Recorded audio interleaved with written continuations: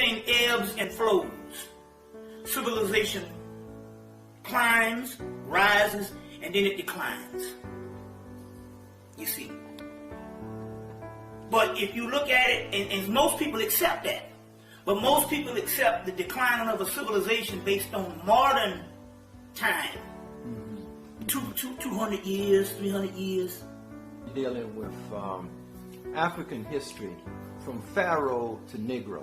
Africans went from a pharaonic mastership to projects. Them are still in the name of the Lord, them are still not flying on them.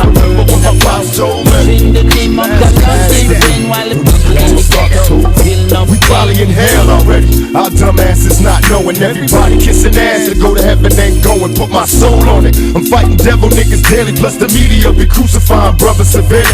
Tell me I ain't God, son. Nigga, mama a virgin. We got a dick that had to lead the birds. Back in the ghetto doing wild shit. Looking at the sun don't pay. Criminal mind all the time. Wait for judgment day. They say Moses split the Red Sea. I split the blunt and roll the fat when I'm deadly. Babylon beware. Coming for the Pharaohs kids. Retaliation making legends off the shit we did. Still bullshitting niggas in Jerusalem. Waiting for signs. God coming, she just taking the time. Living by the now while the water flow. I'm contemplating plots. Wonder where the thought to go. Brothers getting shot. Coming back resurrected. This that raw shit, nigga, check it.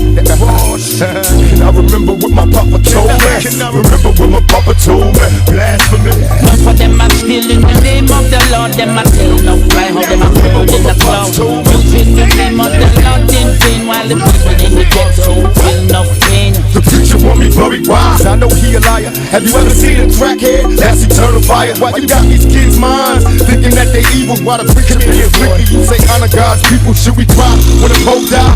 My request, we should cry if they cry when we bury Malcolm X. Mama, tell me, am I wrong? Is God just another cop waiting to beat my ass if I don't go pop? Memories of a past time, giving up cash to the leaders, knowing damn well they ain't gon' feed us. In my brain, how can you explain time of BC?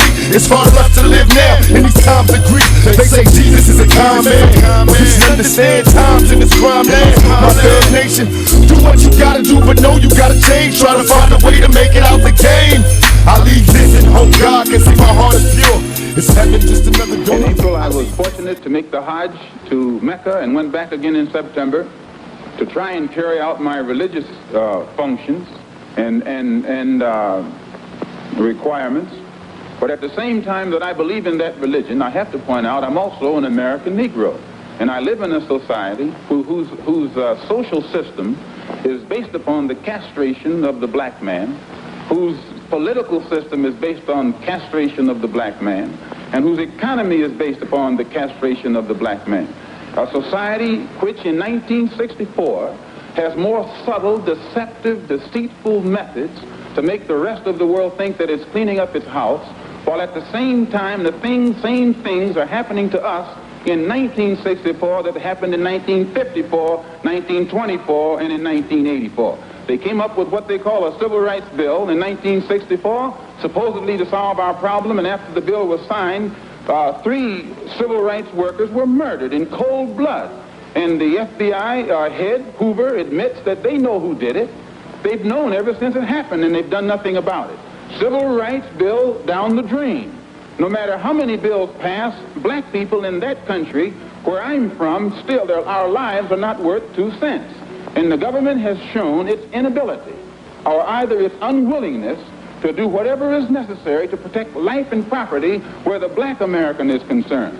So my contention is that whenever a people come to the conclusion that the government which they have supported proves itself unwilling or proves itself unable to protect our lives and protect our property because we have the wrong color skin, we are not human beings unless we ourselves band together and do whatever, however, whenever is necessary to see that our lives and our property is protected. And I doubt that any person in here would refuse to do the same thing were he in the same position, or I should say were he in the same condition.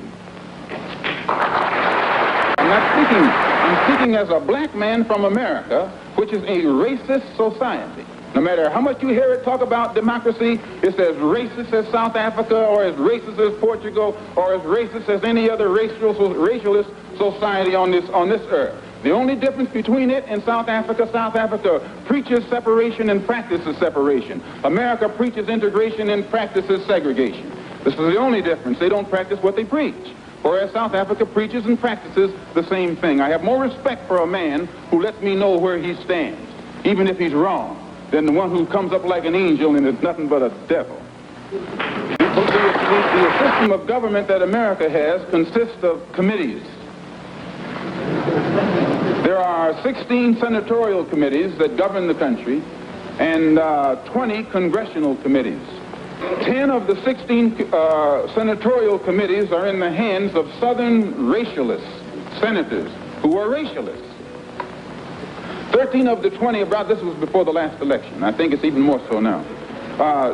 10 of the 16 committees, senatorial committees, are in the hands of senators who are Southern racialists.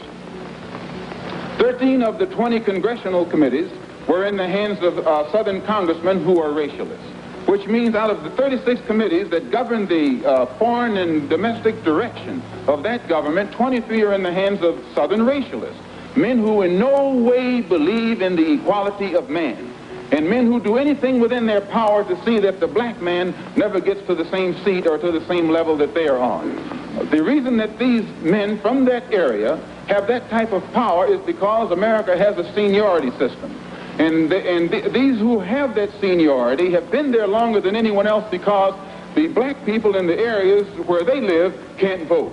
And it is only because the black man is deprived of his vote that puts these men in positions of power that gives them such influence in the government beyond their actual intellectual or political ability, or even beyond the number of people from the areas that they represent.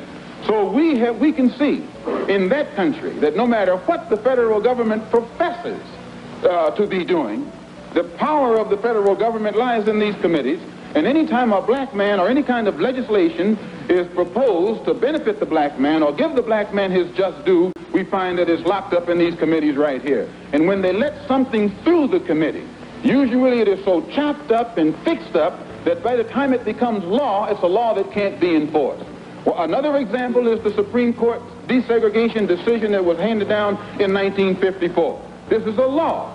And this law, they have not been able to implement this law in New York City or in Boston or in Cleveland or Chicago or the northern cities. And my contention is that any time you have a country, supposedly a democracy, supposedly the land of the free and the home of the brave, and it can't enforce laws, even in the northernmost cosmopolitan and progressive part of it, that will benefit a black man, if those laws can't be enforced or that law can't be enforced, how much heart do you think we will get when they pass some civil rights legislation which only involves more laws? If they can't enforce this law, they'll never enforce those laws. So my contention is that we are faced with a racialistic society, a society in which they are deceitful, deceptive, and the only way we can bring about a change is to talk the kind of language, speak the language that they understand.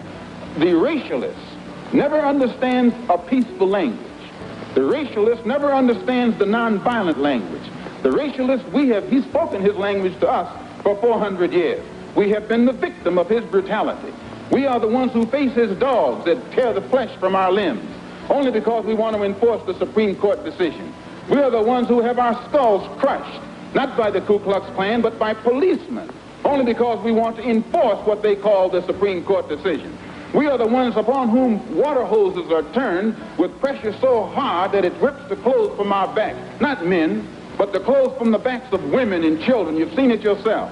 Only because we want to enforce what they call the law. Well, anytime you live in a society supposedly based upon law, and it doesn't enforce its own law because the color of a man's skin happens to be wrong, then I say those people are justified to resort to any means necessary to bring about justice where the government can't give them justice. I don't believe in any form of unjustified extremism, but I believe that when a man is exercising extremism, a human being is exercising extremism in defense of liberty for human beings, It's no vice. And when one is moderate in the pursuit of justice for human beings, I say he's a sinner. And I might add in my conclusion, in fact, America is one of the best examples when you read its history about extremism. Old Patrick Henry said liberty or death. That's extreme. Very extreme. I read once passingly about a man named Shakespeare. I only read about him passingly, but I remember one thing he wrote that kind of moved me. He put it in the mouth of Hamlet, I think it was, who said, to be or not to be. He was in doubt about something. Whether it was nobler in the mind of man to suffer the slings and arrows of outrageous fortune, moderation, or to take up arms against the sea of troubles and by opposing, end them. And I go for that. If you take up arms, you'll end it. But if you sit around and wait for the one who's in power to make up his mind that he should end it, you'll be waiting a long time. And in my opinion, the young generation of whites, blacks, browns, whatever else there is, you're living at a time of extremism, a time of revolution, a time when there's got to be a change. People in power have misused it, and now there has to be a change, and a better world has to be built, and the only way it's going to be built is with extreme methods. And I, for one, will join in with anyone. Don't care what color you are, as long as you want to change this miserable condition that exists on this earth. Thank you. Probably the first time when civilization changed hands. We want to before we do that, we need to clear up this Hyksos thing. We think that the Hyksos period, which was about 100 years after the fall of the Old Kingdom, we keep thinking that that's a foreign people. And all it was some pre-dynastic Egyptians who used to rule prior to the dynastic Egyptians coming back for one last time and taking the state again. So we talk about a family fight or changing hands of the same people. Now that's documented in Jeremiah's Book of the Beginnings. And so they call them the Shepherd Kings. But that was nothing but the pre-dynastic Egyptians, because the Shepherd Kings worshiped Set. So how could Set, a primary Egyptian deity, be worshipped by a foreigner that's coming in and invading? No, we're talking about the pre-dynastic period. Set was the primordial god. And then the dynastic came in, and those were called the Ammonites. And they venerated Ammon. And after that, usually when a civilization come in, the god that precedes that civilization, they usually turn that god into the devil, or the adversary. And I think we have to rethink this whole Set and Osiris thing, because these are polarities. Because if you notice, if you see Pharaohs, a lot of Pharaohs are standing between Horus and Set, or Osiris and Set. So when we go back, we can't even look at the deity system of the mythology and try to reference it with biblical things, God, devil, this, that, the concepts was different. Sometimes we substitute, we try to look at these ancient principles with a modern mind. And it didn't mean that a lot of times. We'll get into some of that, but they say when you get to so many years, there's a whole other group of principles that preceded that. So it's incalculable time. And these were African people. These are African people. You see, these are African people. Now remember now, because a lot of times, if we don't have documents on it, doesn't necessarily mean it didn't exist. It's just that you had traditions where there were oral traditions. And we see that now, what's left over with the griots. You see what I'm saying? Because we had detailed files. You see. And so it was nothing, if your brain, usually now we need the writing and stuff, because we only use what they use, 10% of the whole brain now in the modern society? 5%? Well, back this time, what about if you had complete detailed files and you used all of your brain? That means you could store knowledge and information for thousands and thousands of years. As a matter of fact, we can say that the dynastic period, or what they call a monumental period, when they started writing down these things on the temple walls, they were basically downloading information, putting it into metadata from their brains, from their genetic memory banks. It's a bank. You see, genetic memory bank. So when you see all of that grandiose stuff you see in Kemet on those walls, and like John Henry Clark said, they stomped their foot, they wrote about it. But this stuff was coming from inside out.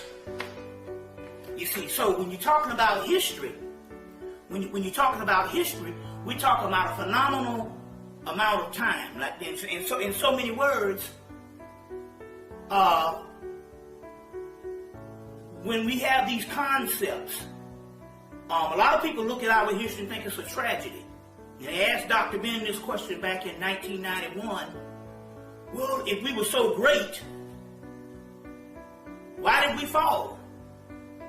And Dr. Ben said, no, time ran out. But they're still thinking on a modern thing based on time, where civilization is only 200 years. You do good if you get 300 years out of a civilization, because they ebb and flow, they rise and decline so fast.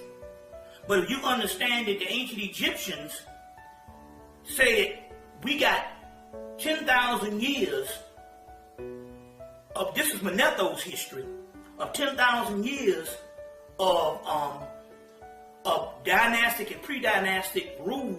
And they say, well, who used to rule before then? They're asking a whole bunch of gods used to rule. So that's a whole other period of us in even a greater stage that we declined from on into the monumental phase. So when we got to the monumental phase, when we started building to make the actual monuments, it meant that we started deteriorating in a particular aspect based on memory, which means this: we could no longer calculate thousands and thousands and thousands of history in our brains, because it's just like any race that stays around for thousands and thousands of years. It's just like an old person gets senility, senile. So what we did is we started making records, you see, to calculate the detailed files that was in our brains, the detailed files of history, and put them on the monumental phase and the papyrus phase. So the simple fact that we would have this stuff when we eventually run out of this time and become what they call laggards. It just means a person that's been around so long until it goes into remission. It goes into a dormancy state. And that's what civilizations do. This guy, Maurice Carterell's book, Tutankhamun Prophecies, tells a story on how when a civilization rises, the sun emits a certain amount of rays for that civilization's melatonin levels to rise to a certain level, and they are able to do all of this great stuff for so many years, probably shorter now with the civilization, but thousands of years for us, because we're not with us on the planet. So we do these great things and build these monuments and do all this godlike stuff, because the sun is beaming a certain ray to raise that civilization up based on the melatonin levels. And then when everything down here ebbs and flows, when it's time for that ray to go to another civilization or go do something else and stuff, the rays emit someplace else and the melatonin levels fall, and that person goes into dormancy, because melanin is nothing but records, Akashic records. The word Akash means blackness. It's called Siddhakash. So in so many words, what we're talking about here with us, fortunately, it lasted for thousands and thousands of years. So when Dr. Ben said, time ran out, he was not talking about 200 years. You see what I'm saying? He was talking about taking a recess after dominating the earth and dominating history. You see what I'm saying? And when I say domination, I'm not talking about dominating over people. I'm talking about dominating civilization. Dominating history at a certain point. Then it's time to go to a recess. So we can first say that this recess started happening with the influx of the Greeks. But I take another history. there's other things that's actually happening now, because if we were masters and we knew, because we do have papyruses, we have the Hermetic text and all this type of stuff that was translated into Latin and Greek. It said that we knew we was going to decline and go in this dormancy state 5,000 years before it happened. So if you knew something was going to happen 5,000 years before that time, then you prepare for that. And this is where the Greek stuff comes in. We look at sometimes history, and we look at history looking back, but we don't know the concepts of what the people was actually doing when they was actually going through that particular history. So let me give you another take on what I mean by that. I think that the Greek period and the Roman period was a necessity. Now, this is what I mean by that. First of all, when I asked the question in the spirit realm, I asked the question, well, why did you let the Greeks into the Egyptian educational system? And the first thing I asked was, why did you let white people into the Egyptian educational system? They say, no, the spirit realm say, no, we never let white people into the educational system. I said, but you let the Greeks in. They said, yes. Then what are they trying to say? They're trying to say that the Greek civilization was a black civilization. Now, we do know now that they just convened in the late 1990s. They wrote a book called East Face of Helicon. These are Oxford of Cambridge. And they're saying that the Greek mythology, now there's a different, now Greek philosophy came from the Egyptians, or the Canaanites. Greek mythology came from the Phoenicians. The Phoenicians is where you got Carthage and later on Libya, that part of Africa. Those were pre-dynastic Egyptians. Black. And if the Greek mythology and the first book of fiction is Homer, the Iliad and the Odyssey, then you have to add, and they said, and we can trace the Hesed's theogony, which gives you your Greek mythology.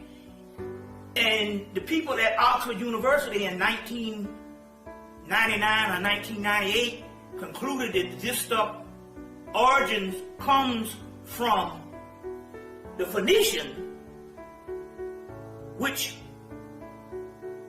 they even traced Athena. Now, Athens is supposed to be the great citadel of Greece, one of the central places that is named after Athena, Athens. Well, Athena is a god that they trace from Libya, which would be modern-day Libya, earlier Carthage, and even earlier Phoenicia, which means that it goes right in hand. They said that the Greek mythology came from Phoenicia, and they traced the Athena to Libya, and Athena is an Egyptian god called Neith in Egypt, and she's the form of Maya, and they're now calling her, celebrating her as an African goddess, and she's supposed to be the central goddess of Greece.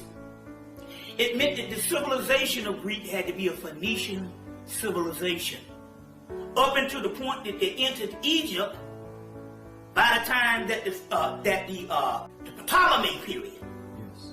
Those were black people. So now, so somewhere in the last 2,000 years, we got the Europeans that came in and usurped the black culture. Now, where did these Europeans come from? Indo-Europe. You see what I'm saying? And see, this is some stuff about history that we have to understand something. Because if the Greek period was actually black, and you can go to Greece today, and here you go again, you can go there and they sequester these people, the original people of the land. I met a Greek that was darker than me. And he said, my people been on the land for thousands of years. When they went to Iraq, when they had the Iraqi war, the Washington Post had to print an explanation of why there's these black people in Iraq, you see, that's been there, Fallujah and all these particular places in Iraq, it's been there. So so when the soldiers started asking these questions, well, what are these black people here? They had to print something on how these people migrated out of Africa. See what I'm saying? When we know that ain't nothing but Northeast Africa. Iraq, Arabia, all of that. You see. So when but they had to print this thing in the Washington Post because they got black people in it. And so when the soldiers asked these questions, well, what are these black people doing here? They had to make an African migration to cover up the fact that that original land was black people, and black people still live on that land. Where they live in Israel, you see what I'm saying? Where they even live as far as Vietnam. So the point I'm trying to make here is, we even have to question that. Take for instance, well, let me give you one other thing that I want to do to clear this up about the Egyptians and their relationship with the Greeks. Another faction of African people. There's some books called the Alexandria Projects that came out in the early 90s.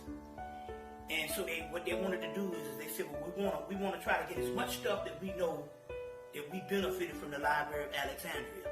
Which the Library of Alexandria was nothing but a consortium of works that came from the temples to build one central library during the time of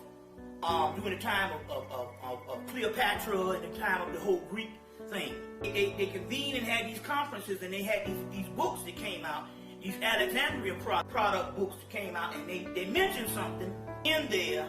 Now in this relationship, the reason why several doctrines had to be handed over to the Greeks is because they understood one thing.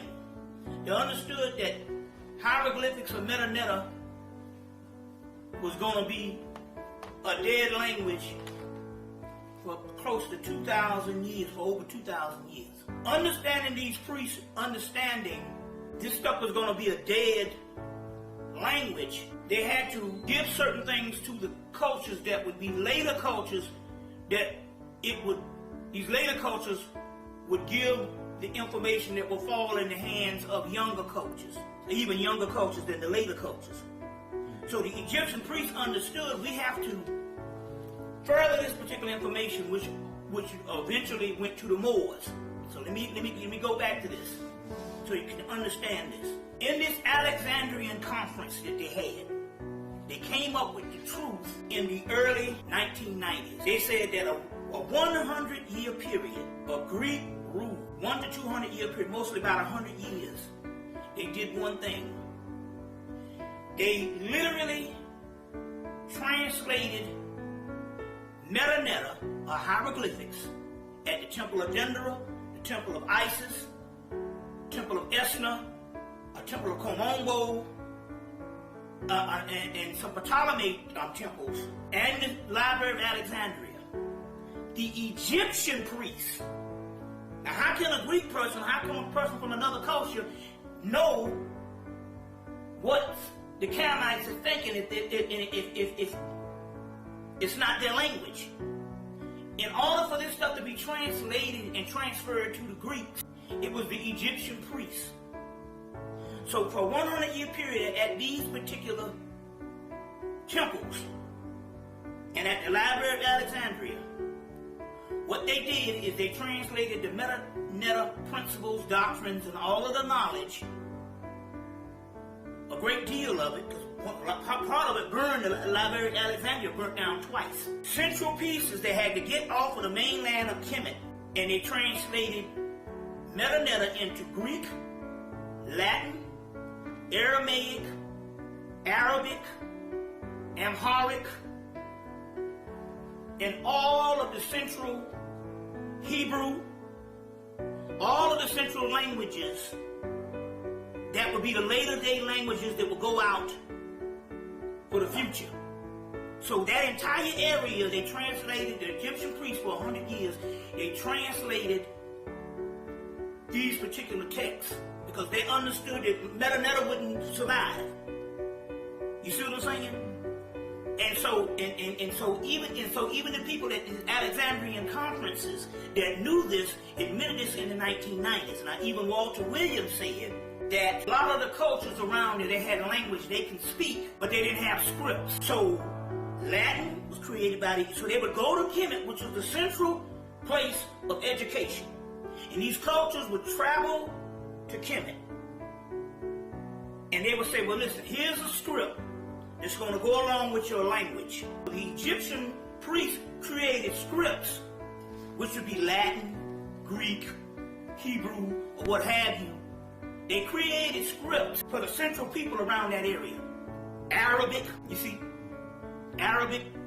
All of these particular texts were nothing but inventions of the Egyptian mystery system. So Walter Williams talked about that, how they didn't have languages. They would go to Kemet and they would give them scripts to go along with their languages. But on the other hand, what they did do with all of these texts, they translated these actual texts from metaneta into these central languages. And that's what the Greeks were there for. Now. And then they also knew that the Romans was coming, which the first years of Rome, the Romans tell you, we're nothing but a spinoff or a later day culture of the Etruscans.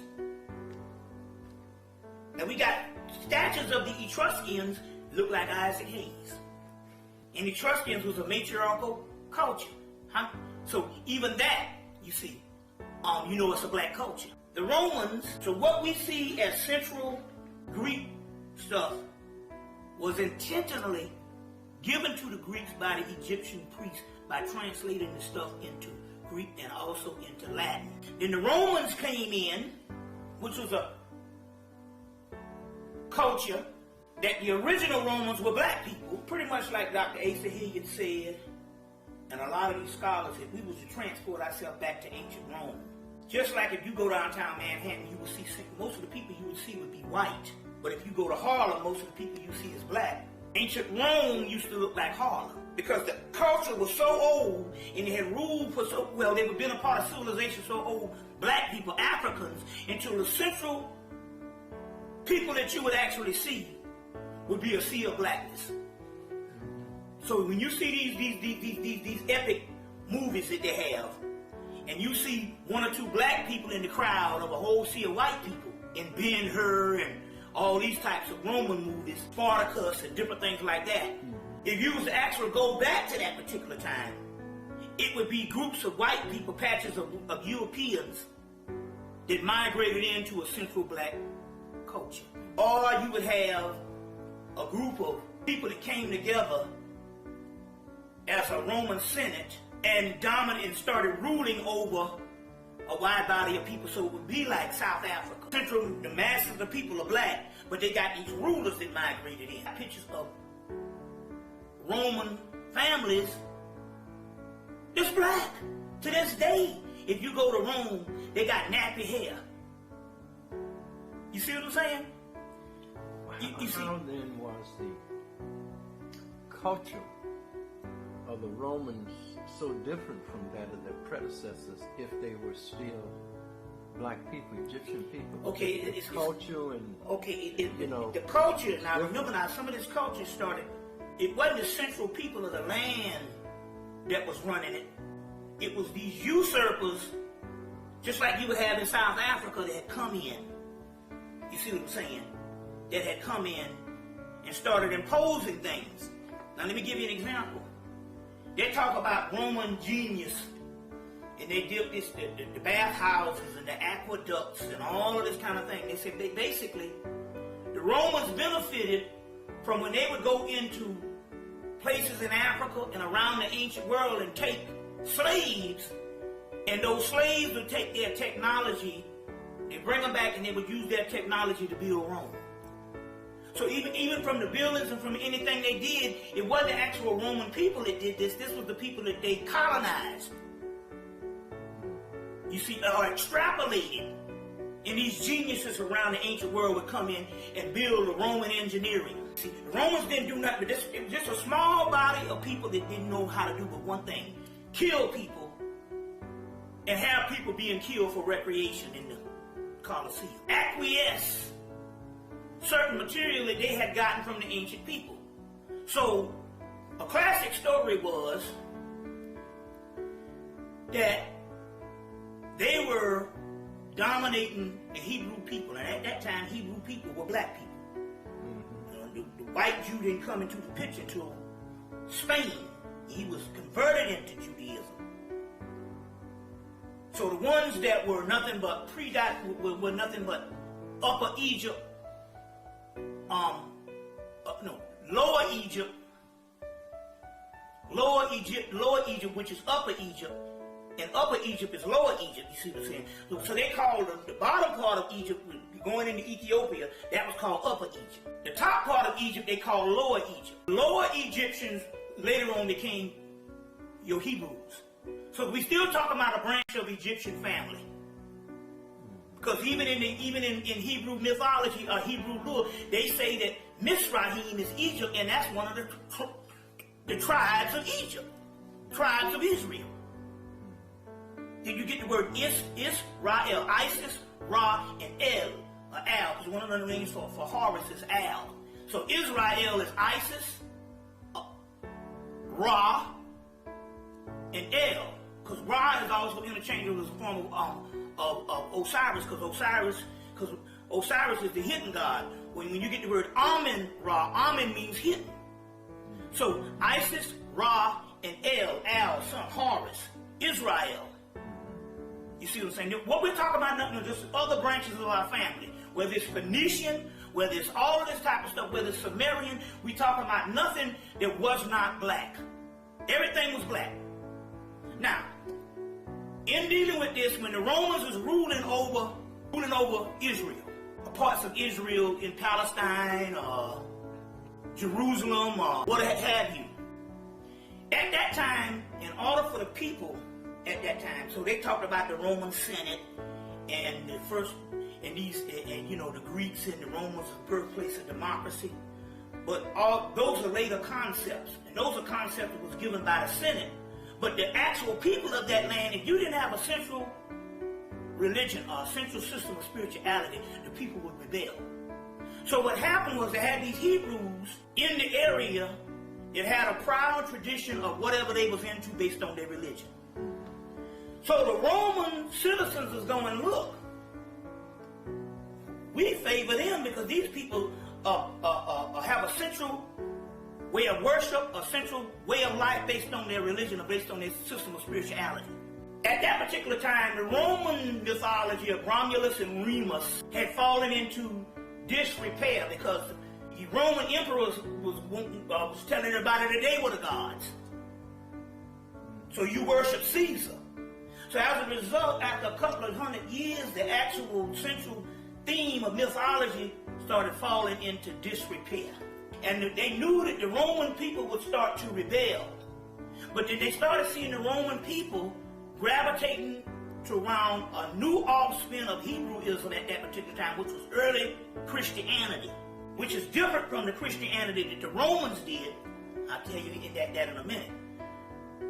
But they were going to, it was Gnosticism and the Hebrew thing, and the central people in the culture started looking at people outside of Rome as a central aspect of spirituality, and if Rome couldn't convince the people to follow Caesar, then the people would rebel, and Rome would fall. So Rome said, look, we have to get a central religion. They say now, the Egyptians invested in Greece with all these texts.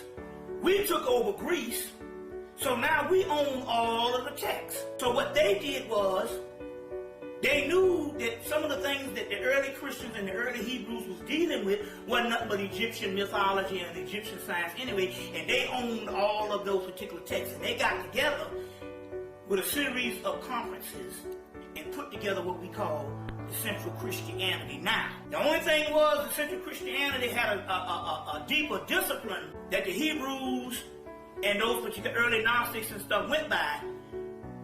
And the Romans say, well, look, some of these things, like not eating pork,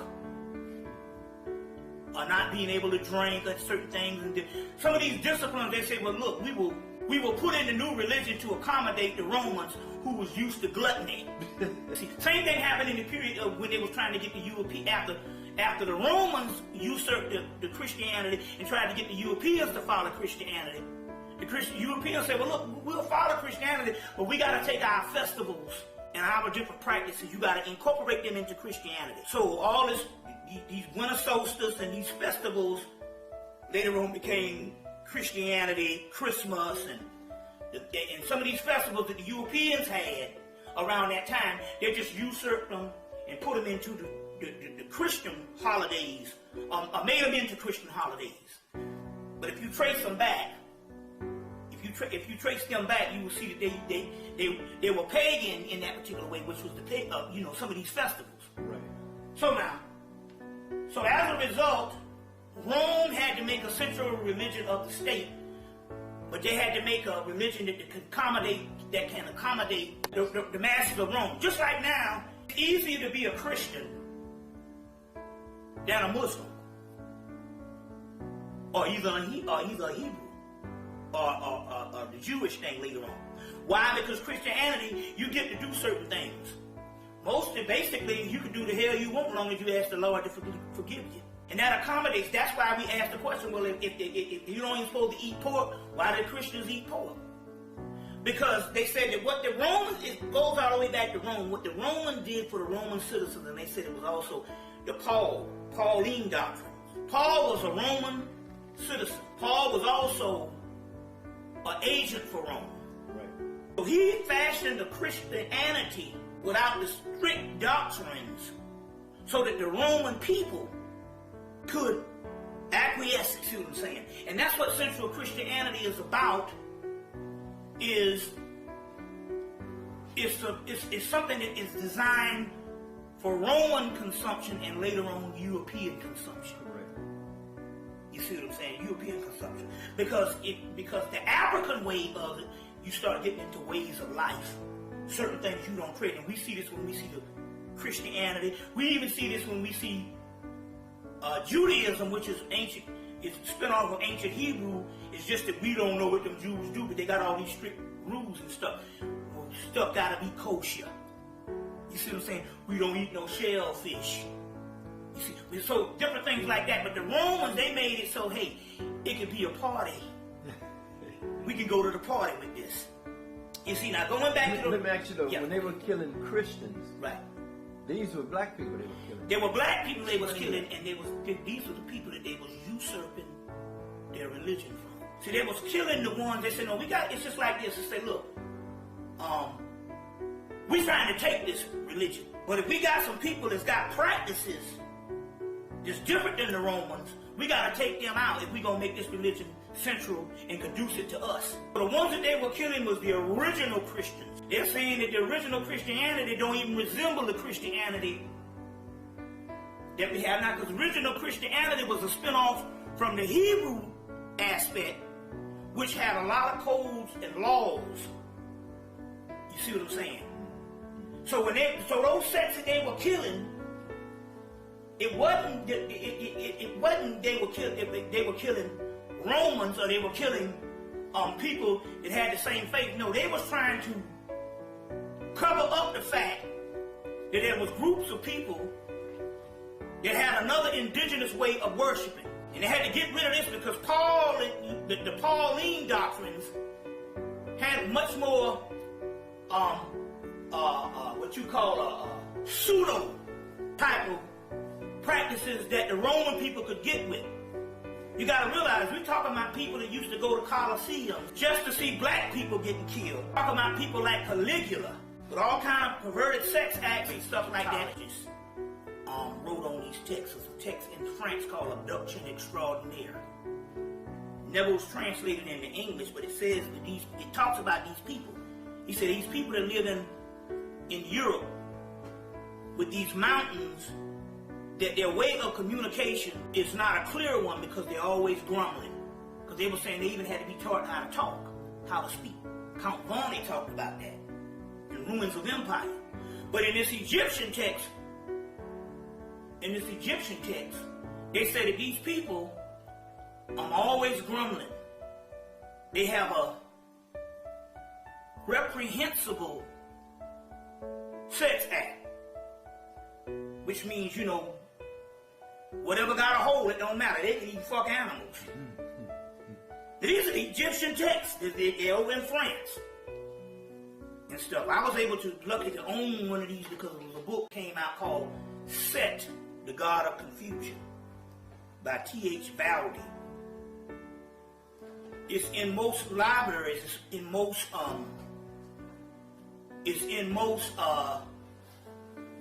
college libraries, but it was never published as far as a book for central publication. It's mostly in college libraries and stuff like that. You know, the colleges got books that they never published to the public. They're only published for the colleges.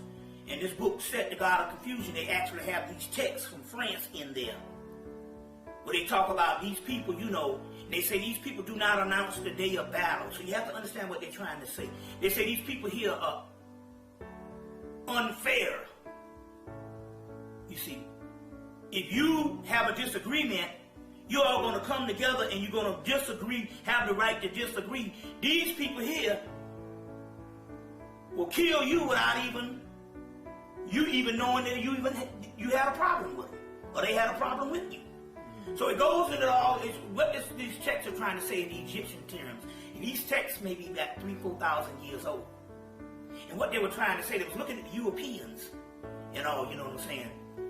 And they were saying, you know, these people, you know, these people are not, it was trying to tell the people, because these were in religious texts, don't look at these people and say that they got the same type of mindset that you have as a human mindset. This is something new that's coming to the earth. So by the time the Romans came, that's why Hannibal and them fathers said, you're going to have to deal with these people. But Hannibal went in and he kicked their ass. They said in one day battle, he killed 70,000. You see. And he kicked their behind, and they said but this is what he did to show you the mindset. Because the Europeans now looking at this said that he came all the way to the gates of Rome. And they said he turned around and went home. They wanted to know, they can't understand, these war generals studied him. And they wanted to know, they couldn't understand, why did you go in and take Rome? Like they would have done. If they come in for conquest, they're going to conquer it. You see what I'm saying? And they're going to be there for a couple of 100 years until they fall weak. So they're saying, why didn't you take Rome like they took the Indians or Native Americans over here? Or like they took South Africa? Why didn't you come in? You had them beat. But what they didn't understand, and to this day, these European generals can't understand why. He did his battle, he proved his point, and then he went the fuck home. They couldn't understand why he didn't use Rome as a weapon, as a situation of conquest. It's because that's not his nature. That wasn't his nature to conquer Rome. What he was trying to do was kick them in the ass so he could fortify Carthage for a few more years. You see. And so, you see, so it's a lot of things. Which later on, so in so many words, Rome had to be so that we could have the experience of what atrocities would come, you see what I'm saying, with later European cultures. Which leads us to the Egyptian priests again, knowing again, because they did it twice. They say we got to further this information to Greece and Rome, and then during the time of Muhammad's invasion into Egypt, the Egyptian priests once again said, we have to take this information to Europe. Now why? They said after they closed the last temple, of Isis at Philae. For some reason, I don't know if it was spiritual, they said Europe went into a dark age. I think they went into a dark age because after Rome fell, you see what I'm saying? They never had this. Rome fall? Huh? How did Rome fall? Well, it deteriorated based on like anything else, from corruption. And Rome fell after its reputation was found out. Rome was weak for a couple of years, but they had killed so many people until they had a reputation. You don't mess with Rome. But remember, they said that the German Vandals, they were illiterate, so they didn't get the memo that these people wasn't nothing to fuck with. And they went up in there and kicked Rome ass. You see, so it deteriorated over the years based on corruption. And also they with Constantine, although they say didn't he kill his mother and his daughter or something like that? He turned it into a Christian country and stuff. You see what I'm saying? It was weakened for the simple fact that it meant that they couldn't, if they're going to do the army thing, they're going to have to do it in another fashion. They're going to have the Holy Roman Empire. But it's a Holy Roman Empire. So they got to hide behind the Pope when they do these conquests. But it's not going to be the same might of the Caesars. You see what I'm saying? They're just going to have to just rule in another way. In actuality, they never did fall. They just acquiesced Europe with the religion, so it became a religious domination. You see what I'm saying? A religious domination and stuff. The military failed, but they had a new way to rule. You see, the new way to rule is the same thing when we talked about the Queen of Prince Charles after he got his ass whipped over here, and they couldn't deal with guerrilla warfare. The way these rednecks was over here fighting. They said, no, you go over there, they're going to beat you 100 years. They said, just regroup, and we will take over financially. And then we'll put, because of the finances, we'll put the heads of the government will be connected to the queen. And we'll rule that way, rule through secrecy. So, same thing happened with the Egyptian priests after Egypt fell. They said, well, look, when Muhammad was still living when the Arabs invaded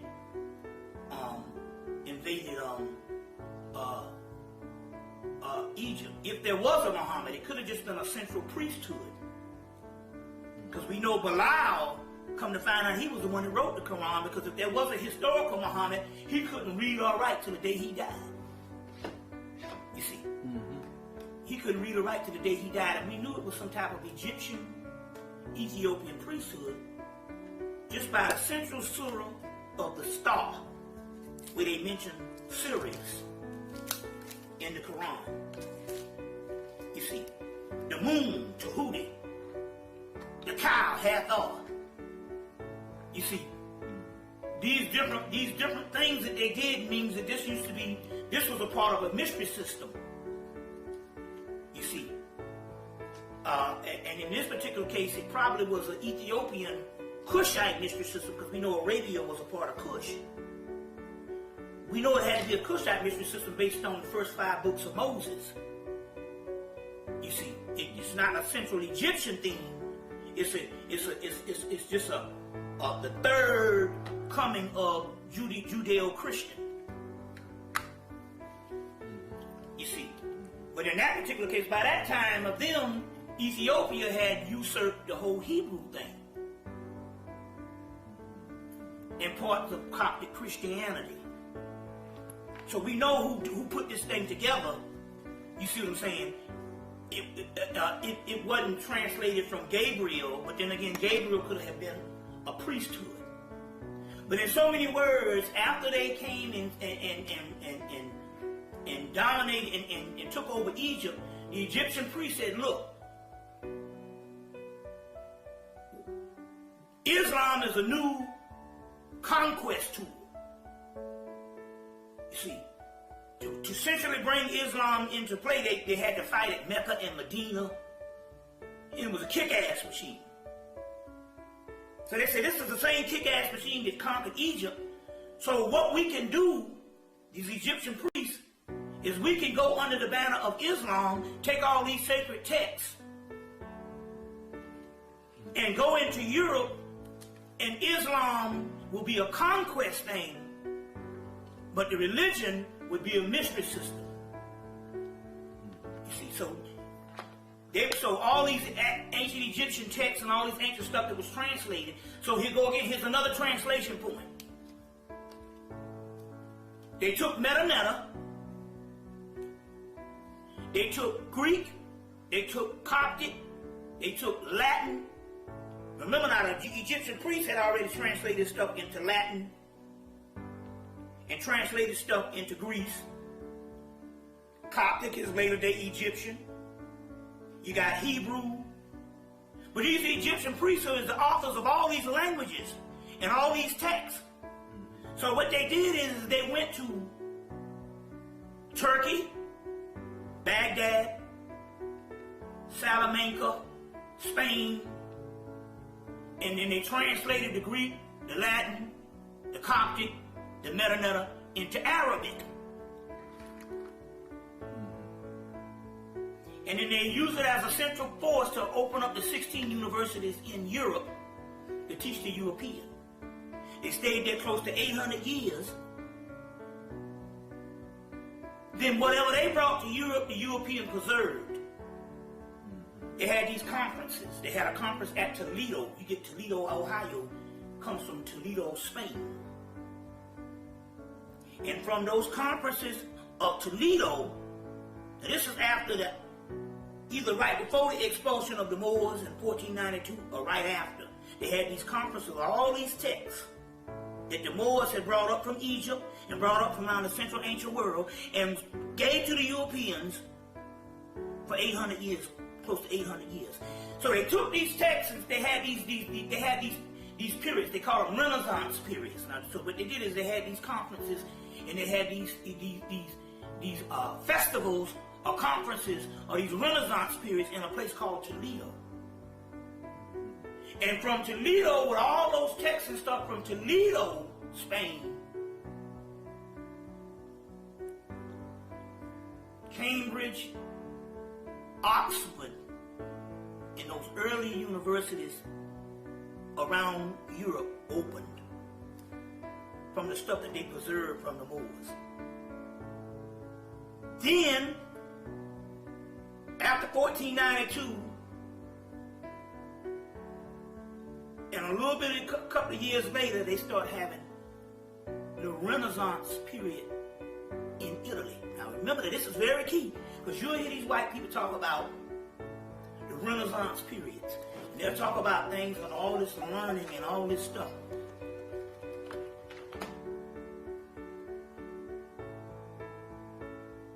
Cut off again. Whenever you hear the Renaissance period, let me know when you're on. Yeah.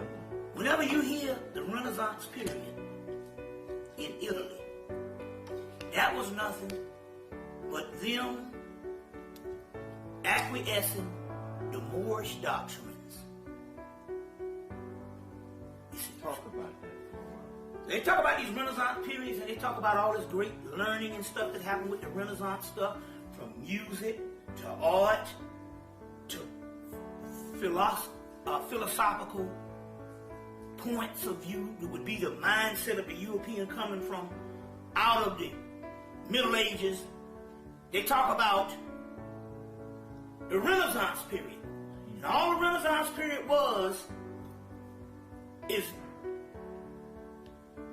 the Pope and the Italians taking advantage of the learning that was given to the Europeans for the last 800 years by the Moors. So in so many words, here's another period where they basically take all these ancient doctrines of the Moorish black man and steal it and say it's theirs. So then anytime you hear these great, they have one in Toledo. Anytime you have these great things, these great periods, this is nothing but just acquiescing the Moors. The Moors information, like take for instance, your secret societies, what they would do. The secret societies was basically started by the Moors. Let me explain. The Knights Templars, York Rite, Scottish Rite, and all this. So let me explain how this came about. Because a lot of the doctrines after the Moors went to the secret societies too, and then they could sift out the greater knowledge and then give you the several liberal arts and stuff like that. But there's higher degrees of learning that now become the company of the lodge. Now let me explain how this lodge thing came about. The Moors came in, they created the 16 universities. That's what we can count. We don't know. Okay, let's say if you went to the university and then you got your regular learning, but then you would initiate into a fraternity. Well, the same thing happened in the Moorish science was this. You would come in and they would give you the general learning, and then you would initiate into a higher degree of learning, which now would be the fraternities, which is a ceremonial thing, but at that particular time it was the Masonic orders. So your Masonic order would be equivalent to a fraternity in modern day. So when you went to these universities and stuff, and you got to a certain level, and you learned the general several liberal arts and stuff, and the general several stuff that you learned, which now is all the universities teach. After that, you would go into a Masonic order that was a part of the universities, or a secret society that is a part of the universities. You see what I'm saying? To learn higher degrees of knowledge. We see remnants of that now where you got the Skull and Bones at Yale. So the Skull and Bones at Yale, although you got the people from Yale, but you got a secret society, that all came from the Moors. So what would be the secret societies inside of the universities of the Moors? It would be the York Rite, Scottish Rite, all of these different ones. And then later on, groups like the Rosicrucians that would come up. And what they did is that they took all of this Moorish doctrines. And so a lot of the higher degree stuff became a ward of the Masonic orders. You see what I'm saying? But all this stuff is nothing but stuff that they learned from the Moors. You see, they learned from the Moors. And everything is a series of acquiescing somebody else's paradigms. So the Moors saw a vision. The Moors saw a vision of a country and a place by the setting sun that was not even a civilization yet. It hadn't even come into fruition. And the Moors set out to bring that city on a shining hill that Ronald Reagan talks about. In the West, they start America. That's why you so many presidents before George Washington's were all black. Those were Moors. So this whole system over here was set up, you see what I'm saying? By the Moors. And for some reason, because of the Moors conquering Europe, and the Moors being the origin of Americas, for some reason the people who benefited from that deemed the Moor, which means blackface one, or the blacker Moor, or it also means, because anytime you hear the word Sufi, that's another word for the Moors. The word Sufi means woolly-haired one. So instead of saying they'll separate Sufi from the Moor. The Moor was a woolly-haired one. You see, and some reason I don't know if it was after Spain. C. Primanel calls it Manichaeism, racism, with Queen Isabella and those particular ones. They deemed the Moor the enemy. Who? The European secret societies that were started by the Moors. Okay. You see, it was started by the Moors. For some reason, it's almost as if to say,